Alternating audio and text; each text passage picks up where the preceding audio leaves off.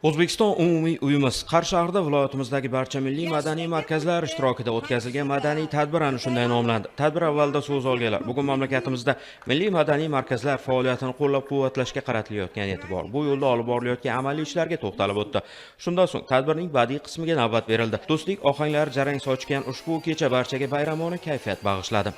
Viloyatimizda ham juda ko'p tadbirlar o'tdi. Bizda markazimiz ham ikkita tadbir o'tkazdi.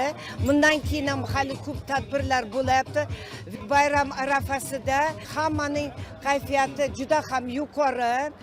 Bugun mana shu tadbirda biz yangi kompozitsiyani tayyorladik.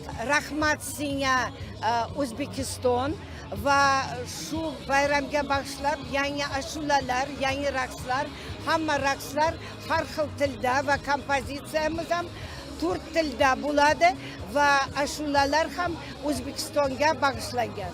Viloyat hokimligi va tegishli tashkilotlar bilan hamkorlikda milliy madaniy markazlar ishtirokida doimiy ravishda o'tkazib kelinayotgan ana shunday ko'ngilochar tadbirlarda milliylikni targ'ib etish, yurtimizda istiqomat qilayotgan turli millat vakillarining qadriyatlarini ko'rsatib berishga ham alohida e'tibor qaratilyapti. Prezidentimiz tashabbusi bilan inson qadri va uning manfaatlari yo'lda olib borilayotgan islohotlar sabab bugun yurtdoshlarimiz farovon hayot kechirmoqda. Tadbir davomida bunga alohida e'tibor qaratildi.